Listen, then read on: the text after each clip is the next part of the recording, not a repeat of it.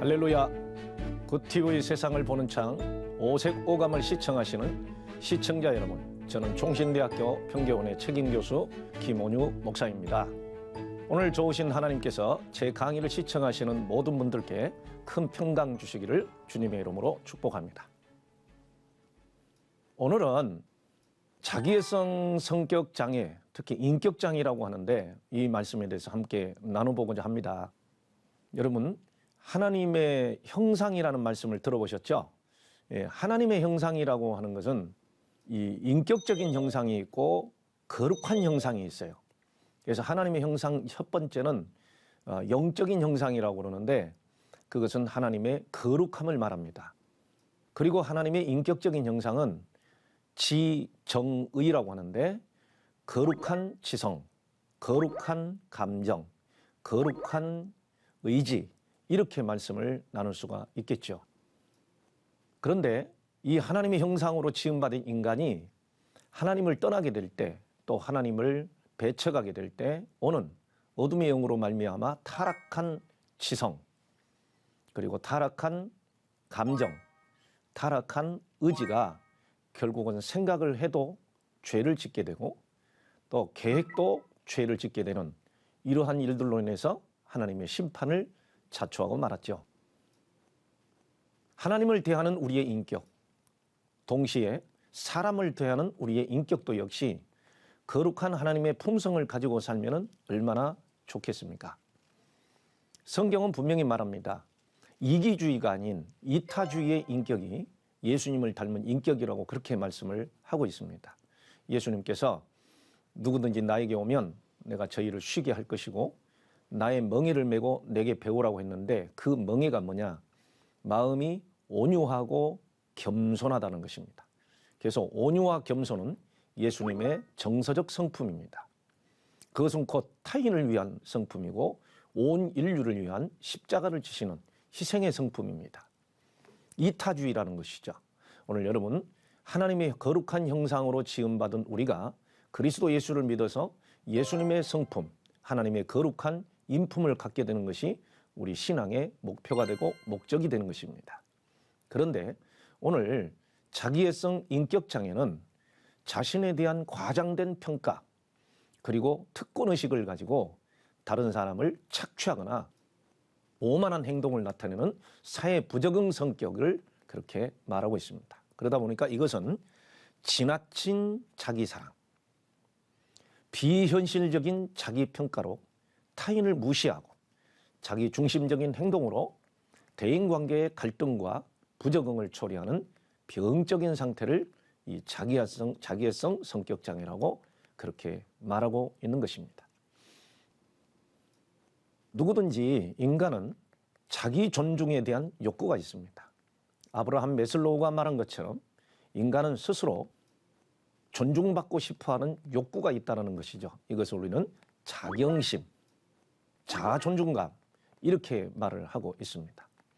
이것이 또 지나치게 되면 오히려 타인을 무시하고 지나친 자신감과 자긍심 때문에 다른 사람에게 상처를 주는 그런 인격장애를 가져오게 되는데 이것이 곧 자기애성이라는 것입니다. 그러면 이 원래 자기애성이라는 것에는 유래가 있습니다. 화면을 보시다시피 그리스 신화에 나오는 미소년 나르키소스에게 에코우가 사랑을 고백하지만 받아들이지 않은 벌로 큐피트의 화살을 쏘죠. 그 큐피트의 화살을 맞은 이 소녀는 물에 비친 자기의 모습을 보게 됩니다. 호숫가를 거닐다가 그 모습이 너무 아름답고 예뻐서 그 모습에 사랑에 빠져서 몇 날 며칠을 쳐다보다가 또 쳐다보다가 결국은 물에 빠져서 사망하게 됩니다.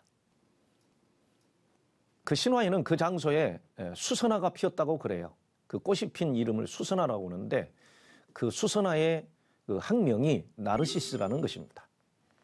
네, 나르시스, 나르시시즘, 자기애성, 그리고 자기애성주의자 아니면은 나르시시스틱 퍼스널리티 디스오더 그러면은 자기애성 인격 장애, 그래서 과도한 자기 사랑으로 타인을 생각지 않는 이러한 것들을 우리는 자기애성 인격장애라고 그렇게 말을 하게 되는 것입니다.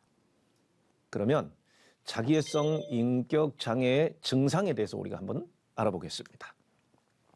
첫째, 자신의 중요성에 대해서 과장된 지각이 있다는 것입니다.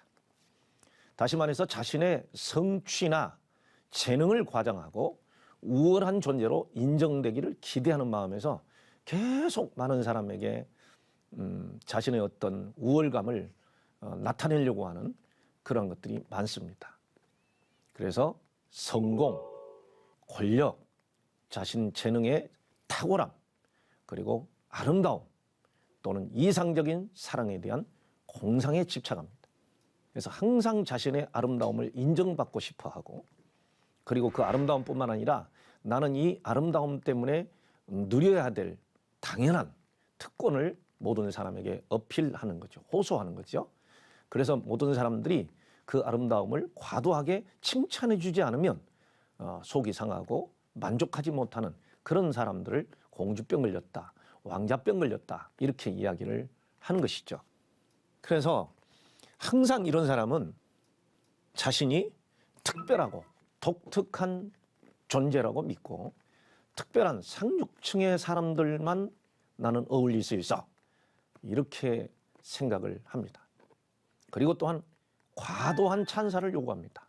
적당하다, 보통이다, 이런 말을 들으면 속이 상하고 만족스럽지 않고 불만이고, 또 그렇게 자기를 칭찬하지 않는 사람을 적대시하고 화를 내는 그런 경우도 있습니다. 또한 이런 사람은 이 특권 의식을 가지고 있습니다. 항상 사람들에게 특별하게 대우를 받거나 또 자신에게 복종을 바라는 그런 아주 불합리한 기대감에 늘 묻혀 있습니다. 그래서 자신의 말을 복종하지 않거나 들어주지 않거나 자신의 말을 순종하지 않는 사람에 대해서는 과감하게 착취를 하거나 아니면은 배척을 하거나 아니면 직장의 상사일 경우에는 그 부하 직원을 해고를 시키거나 하는 일이 나타나기도 합니다. 여러분, 이런 사람을 우리는 자기애성 인격장애라고 합니다. 이런 사람은 감정이입 능력이 없습니다. 타인들의 감정이나 욕구를 인식하거나 확인하려 하지 않습니다. 여러분, 이런 사람은 참 다루기가 힘들고 가까이 하기가 힘들죠. 그리고 그런 사람은 항상 시간이 지나면 외롭게 인생을 사는 사람들이 되게 됩니다. 자, 감정이입의 능력이 없다.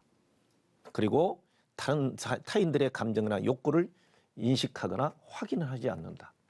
어떤 사람이 고생을 했다고 이야기하면은 아이고 고생했겠어요, 이런 말을 할 수 있어야 되는데, 내가 당한 고생에 비하면은 당신은 아무것도 아니야, 이런 식으로 말을 해버리기 때문에 그 다음에는 대화가 되지를 않고, 그리고 그 사람을 배척하게 되는 이런 일들이 나타나게 되죠.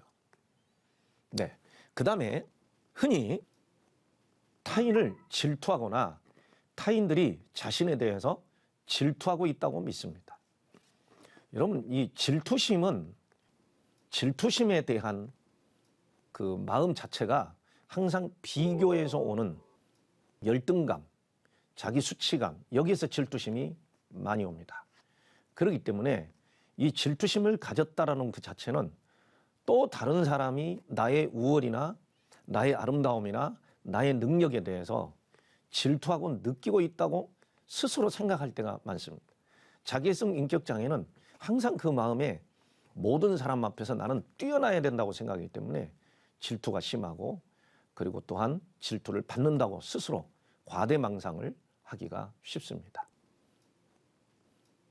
그 다음에 이제 이런 사람의 태도를 보면 아주 거만하고 방자한 행동이나 태도를 보일 때가 많습니다.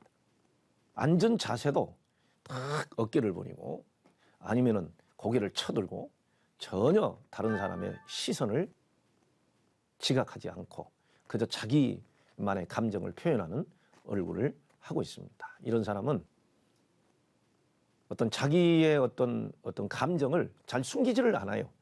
분하면 분한 대로 그리고 또한 화가 나면 화가 나는 대로 그냥 자기 표현을 하게 돼서 내 감정과 내 표현에 대해서 너는 받아들여야만 해.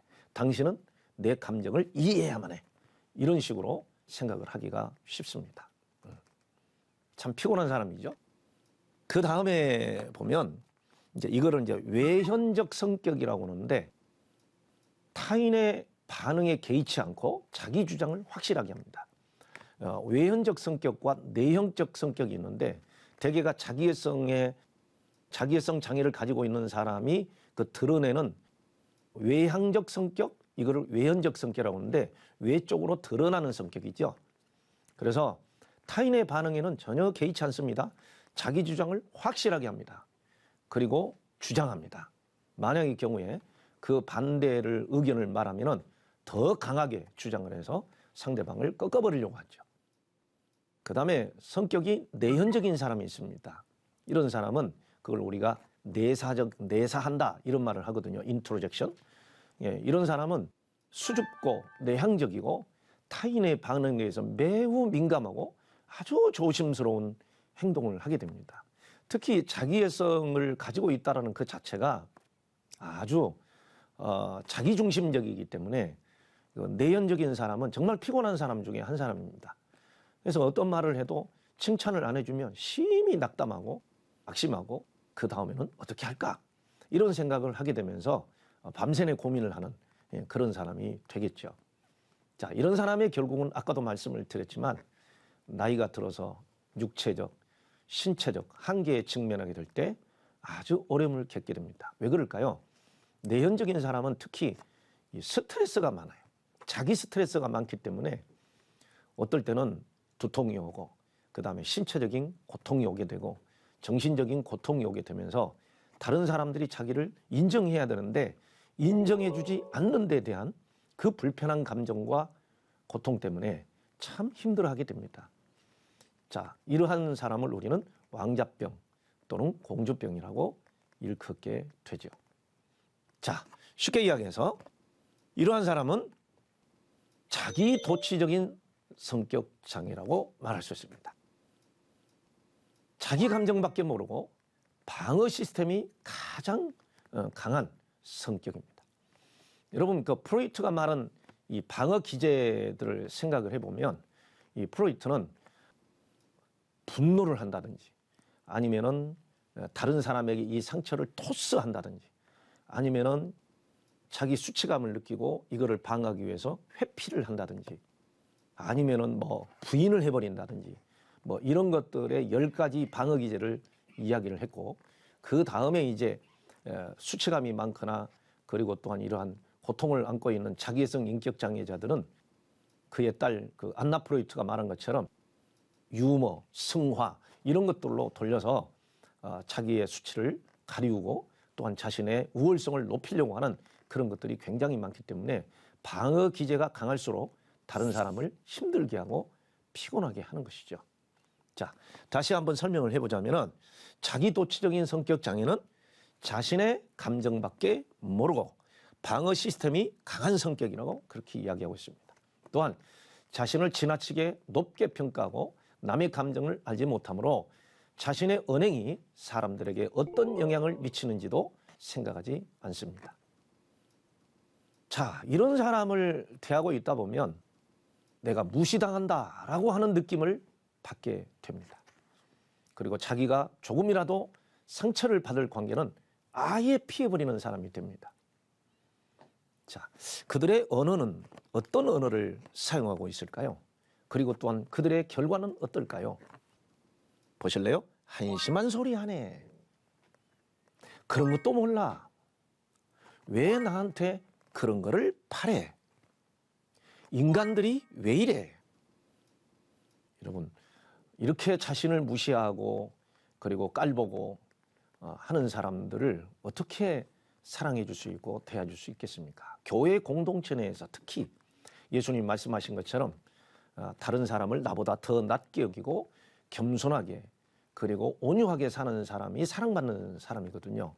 예수님께서 성장하실수록 키가 자라고 지혜가 자라고 그리고 마지막으로 모든 사람에게 사랑스러워 가더라. 이런 말씀을 우리가 알 수 있습니다. 그렇습니다. 시간이 지날수록 모든 사람에게 사랑받는 사람이 돼야 되겠죠.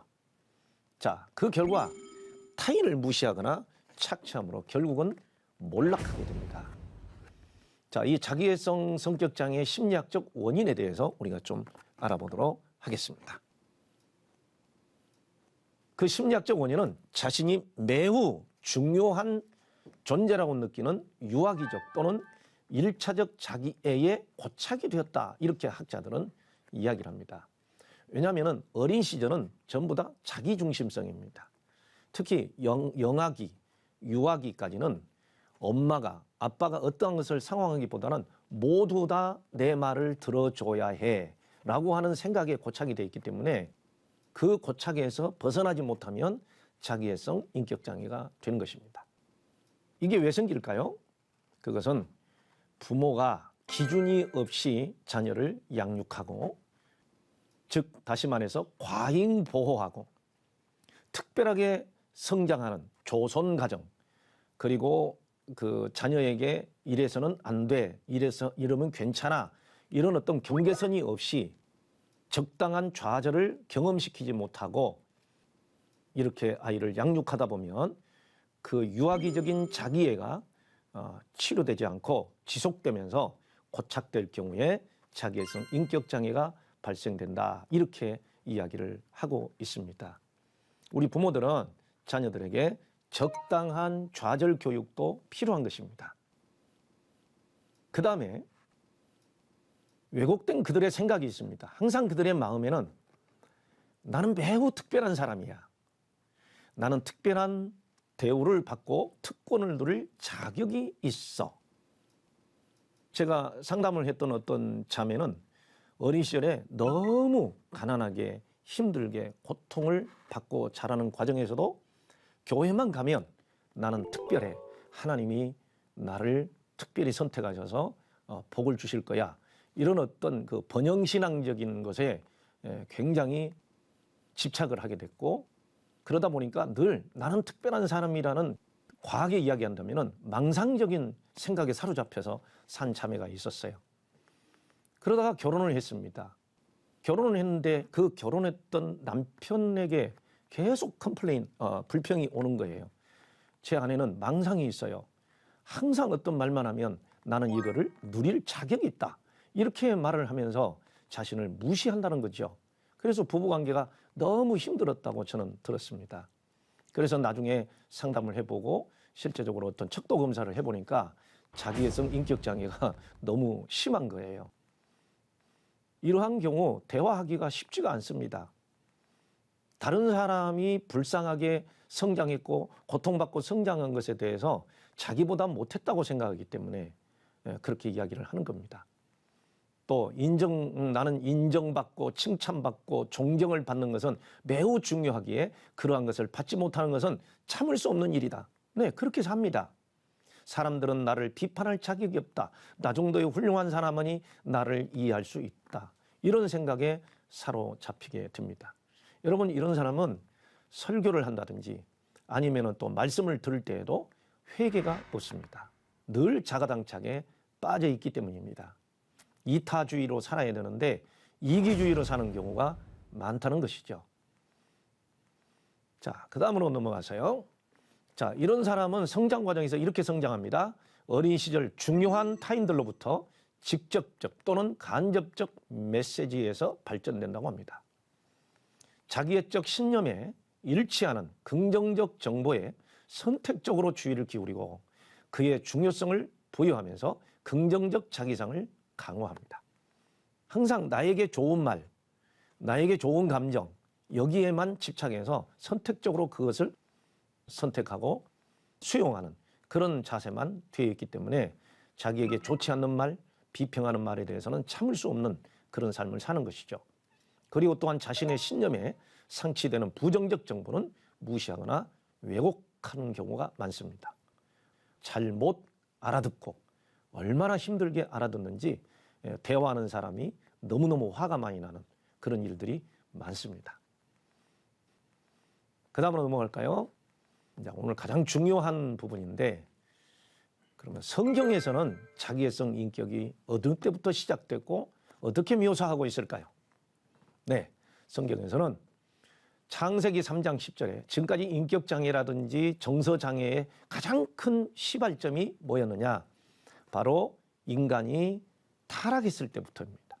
인간의 죄가 발생이 됐을 때 그때 느끼는 감정이 버림받음에 대한 부정적 감정을 우리는 거절감이라고 부릅니다. 죄를 지었을 때 하나님께서 나를 버리실 거야. 이런 감정, 거기에 대한 두려움.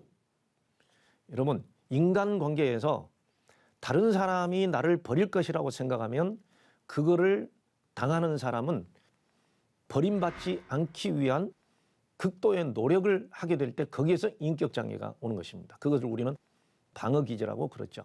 버림받지 않기 위해서 하는 방어기제가 첫 번째가 뭡니까? 회피, 그리고 가리움, 자신을 숨어버리는 게 되죠. 숨어버리고 회피하고 그리고 변명하고 그 자신의 어떤 실수를 증가시키는 이런 일이 나타나는데 결국은 나는 아무 문제가 없다라는 얘기죠. 그 다음에 두 번째가 항상 자기중심적인 생각을 하게 됩니다. 내 감정이 이러니까 다른 사람 감정은 또 이럴 거야. 이런 생각을 하게 됐죠. 다른 사람의 감정을 생각하는 역지사지가 안 된다는 거죠. 자, 그 다음에 디모데후서 3장 2절에 보면은 자기 연민이 너무 많습니다. 아까도 잠깐 설명을 했지만 어린 시절에 너무 가난하고 너무 병들고 너무 고통 가운데서 자란 한 자매가 과대망상적인 자기 생각에 사로잡혀서 나는 항상 특별한 사람이야. 하나님이 나만 사랑해. 라고 하는 생각으로 가정에서 대화를 하고 모든 사람과 대화를 할 때 사람들과의 관계가 힘들어진 것처럼 나만 불쌍하다고 생각하는 자기 연민을 가지고 있을 때 자기 생각만 하게 되는 이기주의적 발상이 오게 됩니다. 이 마지막 시대는 자기만 사랑하는 그런 시대라고 디모데후서 3장 2절은 말씀하고 있는 것입니다. 그리고 디모데후서 4장 3절에서는 결국 자기 욕심을 우리는 사욕이라고 그러죠. 그 다음에 이기주의라고 그러죠. 그래서 마지막 시대가 되면 우리가 조심해야 될 것이 있는데 사욕을 따르는 어떤 사람들과 같이 되지 않고 모든 사람을 위하고 하나님을 위하는 이러한 시간이 되어야 되는 것입니다. 네. 그 다음으로 이러한 사람들을 어떻게 우리는 치유하고 상담해야 될까요? 제가 지금까지 했던 상담 치료와 그 다음에 또한 학자들이 말하는 상담 치료에 대해서 설명을 해보자면 과거에 실패했던 부모와의 관계에서 인정 욕구가 채워지지 않았다면 상담가는 충분히 공감해주고 이해를 해주고 칭찬을 해주는 그 기간이 필요합니다. 인간은 그 인정 욕구와 애정 욕구와 애착 욕구가 채워지지 않으면 끊임없이 채우려고 하는 그런 본능이 생기고 또 본능이 생겼다고 해도 채워지지 않을 때는 극단적으로 자기가 자기를 인정해주는 이런 것을 가지고 살 때가 있습니다. 그것을 우리는 자존심이라고 그러죠. 그래서 어린 시절에 받은 자존감이 상처가 된다면 자존심이 강해져서 쉽게 분노하고 자기애성을 가질 수 있는 그런 것들이 있기 때문에 이러한 상처를 회복시켜주고 또 상황에 따라서는 당신의 그러한 언어와 행동이 모든 사람에게 얼마나 힘들게 하는지 요즘 여러분들이 가끔 들었던 이야기가 있죠. 갑질한다. 이 자기애성 인격 장애자들이 곧 갑질하는 사람들이 많은 것입니다. 그래서 상황에 따라서 인지 행동이 필요할 때, 치료가 필요할 때가 있습니다. 마지막으로 자신만 불쌍한 것이 아니라 타인도 불쌍하다는 것을 알아야 됩니다. 우리 인간은 항상 불쌍한 사람들입니다. 그러나 내가 불쌍한 만큼 다른 사람도 불쌍하다는 것을 알도록 해야 하고 우리 자신도 그렇게 믿고 있어야 됩니다. 자, 잘 들으셨습니까? 그러면 우리가 우리 자신을 치유하기가 쉽지 않습니다. 타인을 치유하기도 쉽지 않습니다. 그럴 때 우리는 마지막으로 할 수 있는 것이 바로 하나님께 기도하는 것입니다. 오늘 이 말씀을 중심으로 하나님께 이렇게 기도해 보도록 하겠습니다. 주여, 타인의 고통이 공감이 되지 않으며 타인을 무시하는 인격 장애가 저에게 있음을 고백합니다. 제 자신에 대한 방어가 너무 강하여 저보다 약한 사람은 한없이 불쌍하지만 강한 척하는 사람 앞에서는 열등감이 강하여 시기와 질투를 하거나 대인관계가 힘들었으며 이기적인 자기애성 인격장애가 있음을 고백합니다. 이 인격장애에서 벗어나 덕스러운 그리스도인이 되기를 간절히 기도합니다. 아멘. 하나님의 말씀으로 세상을 이해하고 바라보는 마음의 창이 여러분에게 열리기를 소망하면서 이 시간 마치겠습니다. 감사합니다.